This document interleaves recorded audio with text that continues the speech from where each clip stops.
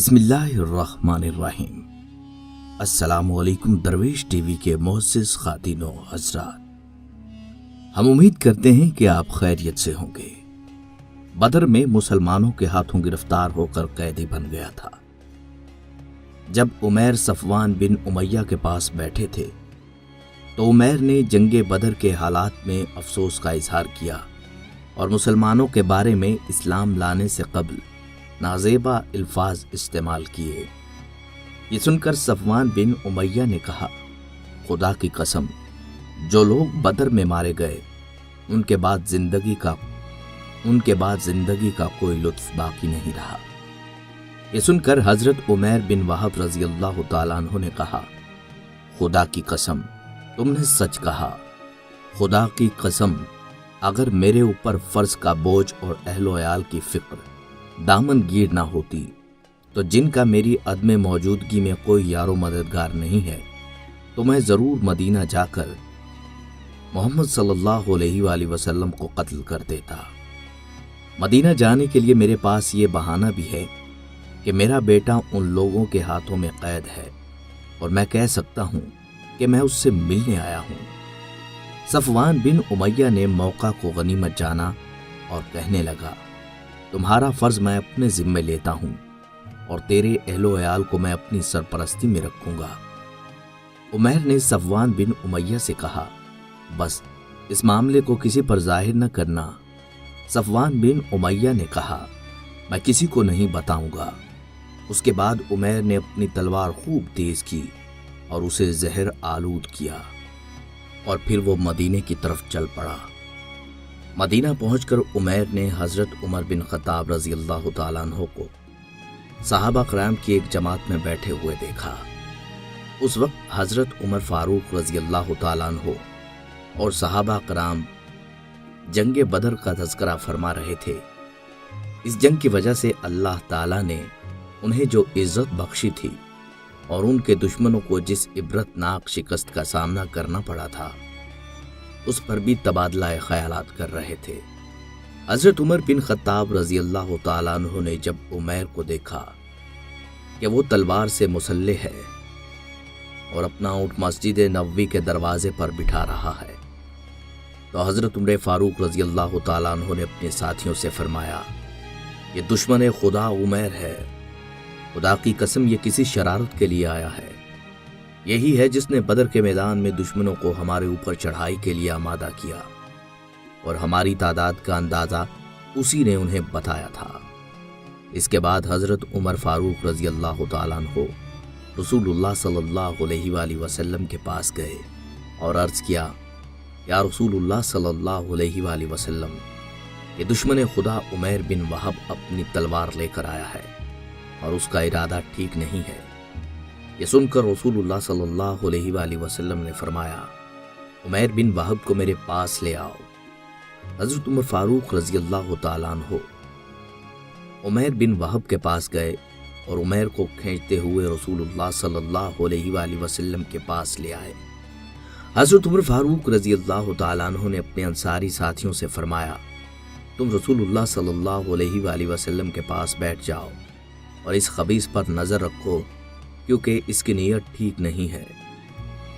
رسول اللہ صلی اللہ علیہ وآلہ وسلم نے جب دیکھا کہ حضرت عمر فاروق رضی اللہ تعالیٰ عنہ عمیر کو پکڑ کر لا رہے ہیں تو آپ صلی اللہ علیہ وآلہ وسلم نے فرمایا، عمیر بن وہب کو چھوڑ دو، اے عمیر یہاں میرے پاس آؤ۔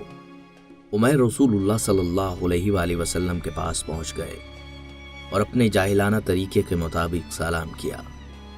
رسول اللہ صلی اللہ علیہ وآلہ وسلم نے فرمایا، اللہ تعالیٰ نے ہمیں سلام کا بہترین طریقہ سکھایا ہے، یہ اہل جنت کا طریقہ ہے جس میں سلامتی اور رحمت کی دعا دی جاتی ہے۔ عمیر نے عرض کیا، اے محمد صلی اللہ علیہ وآلہ وسلم، بخدا آپ جانتے ہیں کہ یہ طریقہ زیادہ پرانا نہیں، اس لیے مجھے معاف کیجیے کیونکہ میں اس سے بے خبر ہوں۔ رسول اللہ صلی اللہ علیہ وآلہ وسلم نے فرمایا، اے عمیر کس ارادے سے آئے ہو؟ عمیر نے جواب دیا، میرا بیٹا آپ کی قید میں ہے، میں اسی کے لیے آیا ہوں، میرے ساتھ نیکی کیجیے اور اسے چھوڑ دیجیے۔ रसूलुल्लाह सल्लल्लाहु अलैहि वआलिहि वसल्लम ने फरमाया, ये तेरे गले में जो तलवार लटक रही है, इसका क्या मामला है? उमैर ने जवाब दिया, अल्लाह ने हमारी तलवारों को गारत कर दिया। क्या इन तलवारों ने जंग बदर में हमारी कोई मदद की? रसूलुल्लाह सल्लल्लाहु अलैहि वआलिहि वसल्लम ने फरमाया, मुझे सच सच बताओ, तुम किस काम के लिए आए हो? उमैर ने अर्ज किया, मैं तो इसी काम के लिए आया हूँ जिसका जिक्र मैं कर चुका हूँ। दोबारा यही जवाब सुनकर रसूलुल्लाह सल्लल्लाहु अलैहि वआलिहि वसल्लम ने फरमाया, तुमने झूठ बोला, तुम तो सफ़वान बिन उमय्या के साथ हिजरे अस्वद के करीब बैठे थे। फिर तुमने कुरैश के मक्तूलीन का आपस में जिक्र किया। तुमने सफ़वान से कहा कि अगर मेरे ऊपर कर्ज का बोझ और अहलो अयाल का जिम्मा ना होता तो मैं जाकर मोहम्मद सल्लल्लाहु अलैहि वआलिहि वसल्लम का काम तमाम कर देता।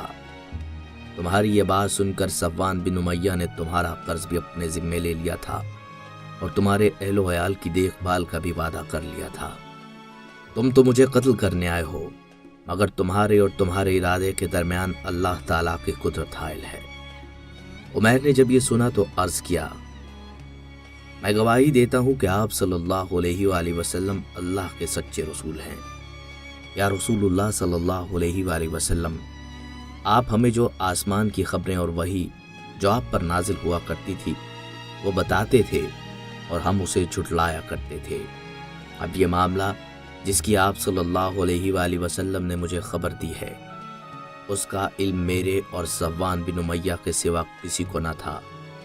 खुदा की कसम, मैं अच्छी तरह जान गया हूँ कि इसकी खबर सिवाय अल्लाह के आपको किसी ने नहीं दी।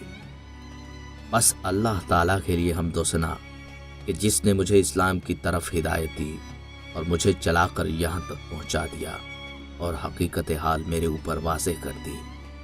उसके बाद हज़रत उमैर बिन वहब रज़ी अल्लाह ताला अन्हु ने कलमा शहादत पढ़ा। नबी सल्लल्लाहु अलैहि वआलिहि वसल्लम हज़रत उमैर बिन वहब रज़ी अल्लाह ताला अन्हु के इस्लाम कबूल करने पर बहुत खुश हुए और आप सल्लल्लाहु अलैहि वआलिहि वसल्लम ने सहाबा कराम से फरमाया, अपने भाई को दीन समझाओ और इसे कुरान मजीद पढ़ाओ, इसके कैदी को भी आज़ाद कर दो। सहाबा कराम ने रसूलुल्लाह सल्लल्लाहु अलैहि वआलिहि वसल्लम के हुक्म की तामील की। इसके बाद हज़रत उमैर बिन वहब रज़ी अल्लाह ताला अन्हु ने रसूलुल्लाह सल्लल्लाहु अलैहि वआलिहि वसल्लम से अर्ज़ किया, या रसूलुल्लाह, मैं हालत कुफर में अल्लाह के मोमिन बंदों को शदीद तकलीफ़ें पहुँचाया करता था और अल्लाह की रोशनी को बुझाने में कोशां था। अगर उन्होंने इस्लाम कबूल ना किया तो जिस तरह मैं अहले हक़ को तकलीफ़ें दिया करता था, इसी तरह अब दुश्मनाने हक़ को भी ईज़ाएं पहुँचाऊँगा। रसूलुल्लाह सल्लल्लाहु अलैहि वआलिहि वसल्लम ने हज़रत उमैर बिन वहब रज़ी अल्लाह ताला अन्हु को इजाज़त दे दी और वो मक्का चले गए। इधर हज़रत उमैर बिन वहब रज़ी अल्लाह ताला अन्हु के मदीने की तरफ रवाना होने के बाद सफ़वान बिन उमय्या उम्मीद लगाए बैठा था कि हज़रत उमैर रज़ी अल्लाह ताला अन्हु जल्द ही कोई खुशखबरी लाएंगे। वह अहले मक्का को हर रोज़ बताता कि अनकरीब तुम्हें खुशखबरी सुनाऊंगा, जिसके बाद तुम बदर के तमाम गमों को भूल जाओगे। सफ़वान बिन उमय्या हर काफ़िले से हज़रत उमैर बिन वहब रज़ी अल्लाह ताला अन्हु के बारे में पूछता रहता। एक दिन एक सवार आया और उसने सफ़वान को बताया कि उमैर तो मुसलमान हो गए। सफ़वान बिन उमय्या को बड़ा अफसोस हुआ और उसने कसम खाई कि वो ना तो हज़रत उमैर बिन वहब रज़ी अल्लाह ताला अन्हु से कलाम करेगा और ना ही उसे कोई नफ़ा पहुँचाएगा। हज़रत उमैर बिन वहब रज़ी अल्लाह ताला अन्हु जब मक्के में पहुँचे तो लोगों को खुलेआम इस्लाम की दावत देने लगे। अगर कोई आपकी मुखालफत करता तो आप उसे आड़े हाथों लेते। आप रज़ी अल्लाह ताला अन्हु को किसी का डर था ना खौफ। आप रज़ी अल्लाह ताला अन्हु के हाथ पर कसीर तादाद में लोगों ने इस्लाम कबूल किया। दुआ है कि अल्लाह पाक हमें भी इस्लाम पर जिंदा रखे और जब मौत दे तो ईमान पर दे। अस्सलामु अलैकुम वरहमतुल्लाहि वबरकातुहू।